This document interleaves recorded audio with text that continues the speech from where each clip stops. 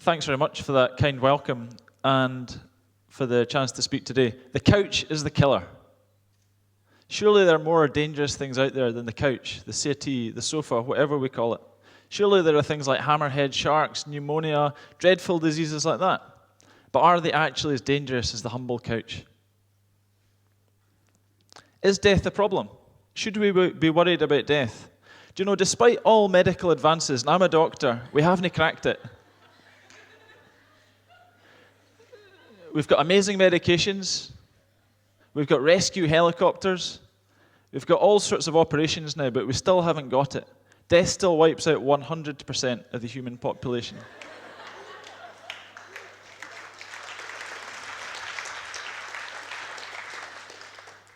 But is this the global challenge? Do we need to find a solution to this? I don't think so. Death can be a helpful process, but actually dying early, before we're ready, I think that's the problem. How are we doing in Scotland?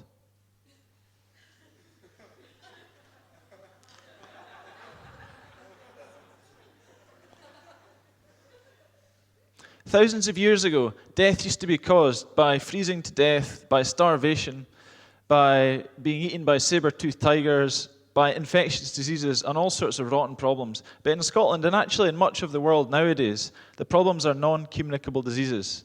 That's fancy terms for heart attacks, strokes, diabetes, cancer, and bad things such as that. But they're not the actual problem. The root cause of these dangerous things that wipe us out and make us ill and make us unhappy are things such as a lack of exercise, poor attention to diet, smoking a load of cigarettes, and drinking a lot of alcohol. Scotland actually has a problem with all of these things, if we're honest. So how can we change this? How can we actually provide solutions to ourselves and also to the wider world? Actually, running is normal. I don't think that running to the Sahara Desert or running 7 ultras on 7 continents in 5.5 days is necessarily normal. But that's not what it's all about. Essentially, the human has evolved perfectly as a persistence hunter. We're not actually very fast over 100 meters, although Usain Bolt might say otherwise. We're not actually particularly strong, but what we can do is we can pursue prey relentlessly until it becomes tired. And you may well see examples of that during the student union later.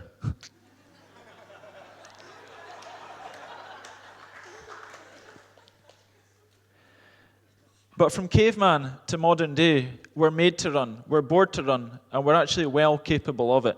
So when I set off to run 2,660 miles over 78 days from John O'Groats all the way down through Scotland, through England, through France, through Spain, and to Morocco, it was actually a reasonable thing to do.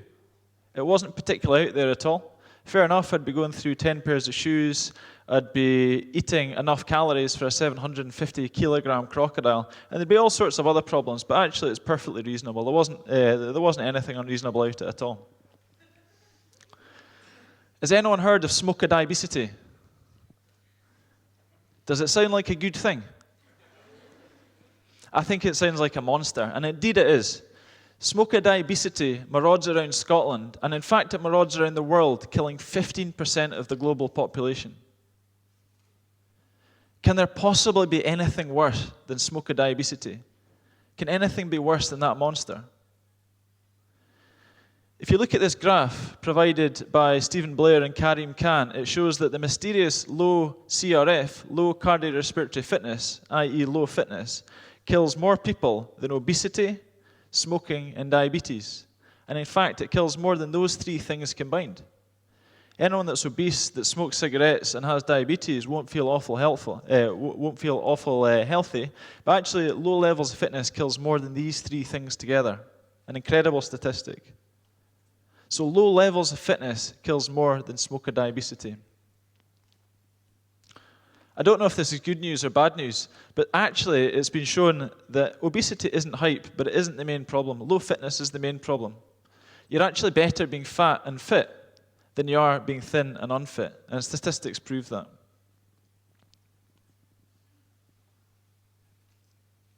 This is our fault.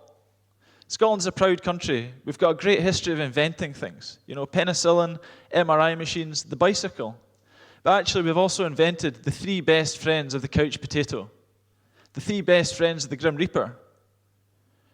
You can see the Grim Reaper's got his thumbs up there because Scotland invented the television, the refrigerator, and the telephone. All things that make it a lot easier for us to be inactive. So we're to blame. How can we actually help sort out this problem? How can we get people more active? This is not what it's all about. I eventually reached the Sahara Desert and stuff, and I was awfully tired, but it was amazing. Essentially, I looked behind me, and there's these ski fields in Africa. 4,300 meters, the mountains go up there. And I followed a green river of life down into the Sahara Desert, and then it just dwindled into nothing. But that's not what actually, makes the difference to your health. It's as simple as doing 30 minutes of walking per day. It's as simple as taking the stairs. Everything counts. It doesn't matter what you do. As long as you're moving, as long as you're being active, then you're looking after yourself.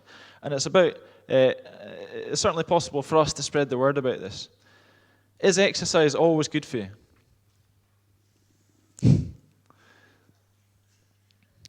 So I think that most people throughout history that have been truly wise have had beards. Think about it, except for Einstein, who had a moustache. But this is Leonardo da Vinci, and he said, the human foot is a masterpiece of engineering and a work of art. He's clearly not spent much time in the Sahara Desert, because sand is the enemy of the feet. But actually, what this challenge taught me was about involving the right people, about having a good time, seeing the sights, taking a chance, embracing a challenge. But you can see, they're not actually my feet, they're the feet of my friend, but running around the Sahara Desert can be an extremely bad idea. So this is Einstein, and what he said was that the definition of insanity is to do the same thing over and over again and to expect different results. And I think that's true. If we know that the vast majority of death is actually caused by these risk factors that we can address, as people in this room, as a community and as a nation, then surely we should be focusing on that. So the world needs to think differently about health. It's not just about treating disease, giving people antibiotics and making bones more straight. What it's about is about creating health and finding ways that we can actually get ourselves active and how we can actually help our patients to recognize the importance of paying attention to this and recognizing that physical inactivity is the single biggest health challenge of our age. So I worked at the Olympics and it was pretty good fun, and I thought I'd share a picture of Usain Bolt at the finish here. So this is a good picture of the Olympics of Bolt at the finish.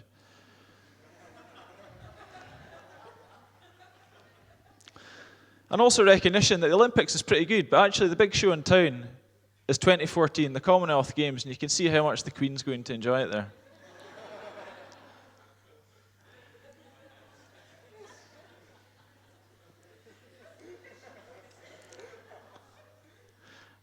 But the serious point is that we can be like the Olympians. Probably no one in this room, they may actually be, but probably no one in this room actually has an Olympic gold medal. But what these Olympians get, along with their gold medal, silver medal, bronze, or satisfaction of going to the Games, is that they get an extra 4 years of life. What would you do if you could live an extra 4 years?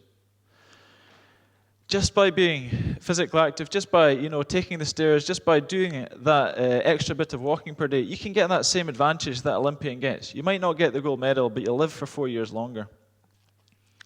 And I suppose, if this is the global challenge, the solution may be something that's worth sharing. If we can all spread this message simply to sit less and to move or to walk more, hopefully the world will be a healthier place. Thank you.